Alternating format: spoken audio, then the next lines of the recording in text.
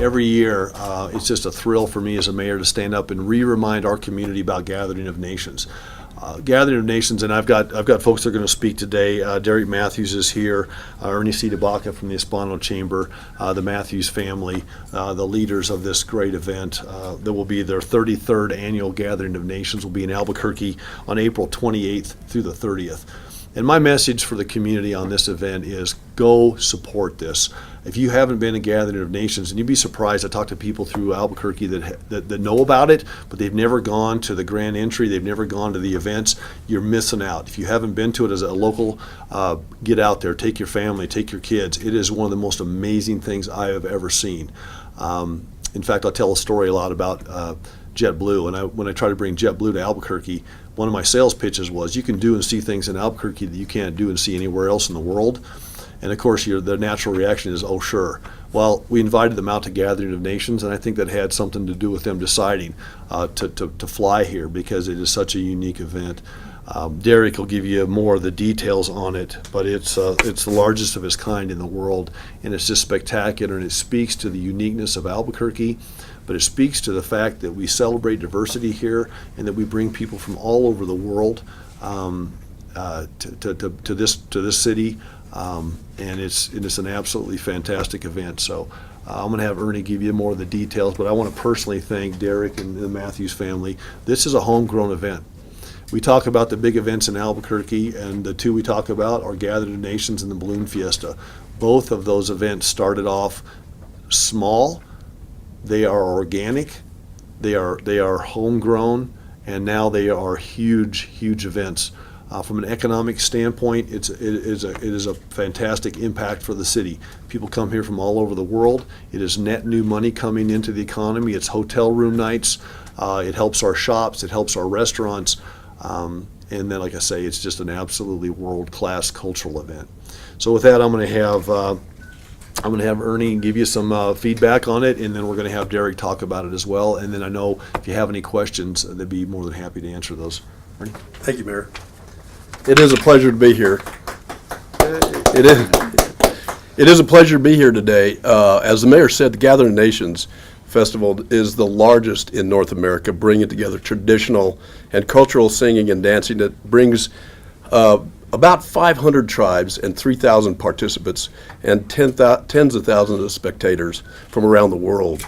And its reputation is known internationally. Based on current ticket sales, 85% are from out of state. 10% are from New Mexico, 5% are from outside the United States. So we have people come in from Australia, the United Kingdom, Germany, all over the world. This is a big event. The Gathering Nations, the attendees and the participants of the Gathering Nations, they use 66,000 room nights at most hotels in Albuquerque and the surrounding areas. Santa Fe, Los Lunas, Belen, Bernalillo, Grants, they all benefit from this. This event has an annual economic impact of about $20 million. The Albuquerque Convention Center, Kiva Auditorium, is home to Miss Indian World. Traditional talent presentation. It's on Thursday, April 28th, before the Gathering Nations Powwow, which is at UNM Wise Pies Arena. The 2 days of the Gathering Nations Powwow, and especially during the crowning of Miss Indian World, on Saturday night at the Wise Pies Arena is watched by not everyone else in attendance, not the ones that are in attendance around the 15, 20,000 people that are at the pit, but also the 5,000 on live stream and over 100,000 people checking on social media such as Facebook and Twitter. The young lady who is crowned Miss Indian World becomes a role model to young and old, helps educate and demonstrate the strength and diversity of Native American culture, as well as represent the Gathering Nations throughout her travels around the world. This is the 33rd annual, as the mayor said, and it's grown here in Albuquerque. The Albuquerque Hispano Chamber is proud to be part of this event. We've been part of this event for 30 years. We promote this event. We have on-site managers, volunteer managers coordinating the logistics and providing and overseeing over 200 volunteers. As the mayor said, if you all have not been there, you need to get there because it is something more than you will ever imagine. So I really think that I hope you take this opportunity to take the time to go there at April 28th, 29th, and 30th. Thank you, Mayor. Thanks, Ernie. Thank you. The Hispano Chamber is such a great partner with this. Just from a informational standpoint, Part of our lodgers' tax dollars each year go to the Hispano Chamber. And this is one of the main things that they do with those dollars, is to make sure the Gathering of Nations is the world-class event that it is. But like anything else, world-class events need to have world-class cities to be in, but they really need world-class organizers and founders. And with us today is Derek Matthews. Dr. Lita Matthews is with us as well, and Melanie Matthews. So this is a family affair, and these folks work all year round to make this the event that it is. And in my first term, I called in the Matthews, and I just wanted them to know that we wanted to support the event, do everything that we could to make this a place where they want to continue the event. They've been great partners, and with that, I want to introduce Derek Matthews, and he'll give you some more of the details. Derek, thanks. Thank you. Thank you. All right. First, I'd like to thank all of you for being here. I think this is the largest number of cameras I've seen in this room, so we're getting better. I want to start by thanking the mayor for having us each year since he's been the mayor, and it's really something special because we work very hard all year long to bring this together, and a lot of times we don't see the fruit of the event because we're so busy working. And for the mayor and the Hispano Chamber and many others to give us that recognition of the quality of the event really speaks to us, because like I say, it's an evaluation that comes to us from others. And I'd also like to take a little time here to thank the mayor for not only his support of the Gathering of Nations, but support of Native Americans in Albuquerque and the Native American community. He's been diligent in a lot of things to make the lives of Native Americans in our city much better. And also last October, the Indigenous Peoples, is that the right title? The task force. The task force, and also the changing the holiday. Yes. The Indigenous Peoples Day, I believe is what it's called. And that was a start that's catching on across the country, and for Albuquerque and our mayor to be at the forefront of getting that going, I really think is very special, especially here in the heart of Indian country. Smack. Once again this year, and I want to start before I really get into the powwow, is that we're involved once again in sponsoring, bringing the President Obama's Native American initiative called Generation Indigenous, or Gen I, back to Albuquerque. And they'll be having their meeting on the 28th of April. That's Thursday, the same day as the Miss Indian World pageant, that afternoon in the convention center as well. And I encourage all of you to stop by there and find out what they're doing. It was really positive last year, and when they contacted us, they wanted to come back to Albuquerque to start it again, and it culminates on the White House lawn in, I think it's June or July, and it's a really, really good project. It's got a lot of good things. We started out last year with the concern for Native American suicide, and it's moving on this year to making strides towards things that can change that and really empowering young Native Americans, youth. So I want to begin now getting into the powwow itself. As everyone has mentioned, it starts on April 28th with the Miss Indian World pageant, and this year there's 24 contestants. We've had a phenomenal Miss Indian World representing the Gathering of Nations in Indian country, Cheyenne Brady, this past year. If anyone has ever had a road tour like a rock star, it's been Cheyenne. And then we move right on into the pageant that evening with the 24 contestants. We're also featuring Samantha Crane from Oklahoma, fantastic musician. She's been featured on CBS Morning Show, and our stop at the Gathering of Nations is just one in her national tour that she's taking on. And of course, we move into the powwow itself on Friday and Saturday, the 29th and 30th. Last year, right after the powwow ended, we went off to Hollywood to work on mastering the CD from it. And while we were there, Melanie and I were sitting behind the master engineer. We're discussing what we were going to do for the head staff and the honoring of dancers for the upcoming 2016 year. And one of those was a dancer, a fancy dancer by the name of Spike Draper, Navajo guy. We've known him his entire life from Kirtland, New Mexico. He became a fancy dancer like none other, and he's a 15-time champion at the Gathering of Nations. And if you imagine there's 75 to 100 fancy dancers, and to come out in 30 years, in fact this is in his adult life, 15 times. He was 39 years old when he passed away last year, shortly out, just a few weeks after the powwow. And at that time that we were working on selecting Spike as a head man dancer, we got the word that he had passed away in a horse-related accident. I think some of you might have even reported that on your stations. So this year for the powwow, we are honoring Spike Draper by dedicating Friday, the April 29th, as Spike Draper Day.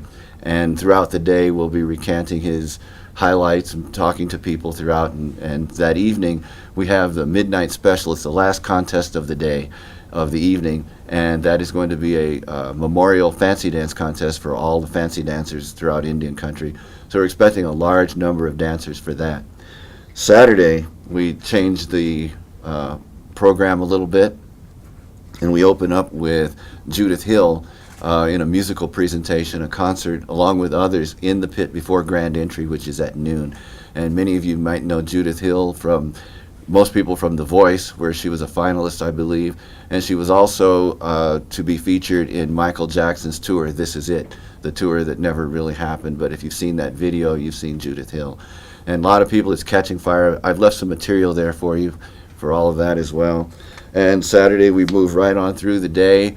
Right after grand entry, we go into our Tiny Tots contest, and Lita, since 2000, has been featuring a book giveaway to those Tiny Tot dancers. Those are dancers under 6 years old, and it's a really unique thing that happens. I may have mentioned it before, but her drive was, she fell in love with children's books and the understanding of giving kids that opportunity to start a library, and when they get older, they can pass those books down. And it's been an incredible project for these many years, and we give away about 2,000 books to the kids during that time. And we move right on into the contest dancing, our Saturday night grand entries at 6 o'clock. Like the mayor said, if you haven't seen anything, that is the one to see. We have our invited drums. There's 5 of them from throughout the United States and Canada. They all come together to sing the Gathering of Nations song together. And from there we move into the adult competition and also the crowning of Miss Indian World. And like I said, we've had a great Miss Indian World this year, 24 contestants. It's coming along really good, and I'm going to pass it on to Melanie to give you a little bit more information about the Miss Indian World pageant itself, the crowning, the Traders Market, as well as our food court on Powwow Alley. And also, before I go, I want to remind you that on Saturday afternoon, we have about 500 motorcycles coming in to a motorcycle rally. It's Red Thunder Rolling to the Gathering, it's called. And they start out in Window Rock, Arizona, and they come on into the powwow about 2 o'clock on Saturday afternoon. So with that, I'm going to bring Melanie over, and she'll wrap up everything we have. Thank you guys for coming. As my dad said, you know, Gathering of Nations, you can always tell the fervor around the city. It seems to be more out-of-state license plates. People seem to be happy and busily getting ready for all of the people coming. So that's nice that Albuquerque embraces this event as they do. But one of the big things about Gathering of Nations is the Indian Traders Market. A lot of people like to come and buy arts and crafts, look at art, a lot of different things. One of our big features this year, which is different than in years past, is the University of New Mexico's Health Science Center is hosting and sponsoring a health fair for Native Americans. Everything from diabetes checks to heart checks, just you name it. They're going to have a big presence this year in our traders market. So we encourage people to come out. If they feel that there may have been some health things that have gotten neglected, they are welcome to get checked. And that is one thing that the university, UNM Health Hospitals has made a big emphasis on, is Native American health. In addition, the local Albuquerque IHS, Indian Health Service dental program, is teaming up with Colgate to provide dental screenings for children this year at the powwow. So as you can see, we're sort of encompassing a whole lot of things. You know, Gathering of Nations is more than just feather and fringes and dancing. It's really a community event that is looking at everything from wellness to spirituality and just a good overall fun time celebrating Native culture. For the Miss Indian World pageant, we do have 24 contestants coming from every province of Canada. 2 girls coming from New Mexico, and the rest from across the United States. And if no one has ever experienced the Miss Indian World traditional presentations on Thursday, April 28th, it is definitely something to see. It is a very intimate and up-close perspective of tribal culture and tradition, things that are slightly different than what you'd see at the powwow. So the representation is more detailed, and it allows for the audience to really enjoy something very special and not typically seen in a public setting. And I guess to round it off, food. Everybody wants food. Everybody's hungry. So Gathering of Nations, we have one of the best food courts, everything from Indian tacos to stew to Pueblo bread to barbecue and everything else in between. We have a lemonade vendor that comes from Oklahoma, and his specialty is every kind of lemonade you can imagine. And it's just great. I think that for all of the 33 years that we have been producing this event, every year gets better, bigger, and different. People always ask what's different about Gathering of Nations, so I think we kind of hit on some highlights as to what the differences are. This year we're really focusing on health. And all I can say is thank you, Mayor, for supporting us, and to the Hispano Chamber for all of their backup support and foundational support from as far as our volunteers, because we have a volunteer brigade like no other. So thank you, guys. Thank you, Melanie. Thank you. Well, now you know why I'm such a big fan of the Matthews family and of Gathering of Nations. I think just to try to synopsize this, the reason that the cool factor for Gathering of Nations is off the chart. The art, the culture, the music, the diversity, the food, the social impact, the economic impact for our city is just beyond measure. And so I'm just asking our community, let's be intentional. Let's get out and support this event. If you haven't seen it, get to one of these grand entries, get to some of the music, get to Miss Indian World competition. It will expand your horizons as an individual. You will have a great time. And if you take your kids and your grandkids, or if you're a kid, take your parents, you're going to get a multi-generational understanding in your family of why indigenous culture is important in New Mexico and around the world. It's an amazing thing. So Matthews family, thank you so much. Hispano Chamber, thanks for doing a great job of supporting the event. Let's get out and support it.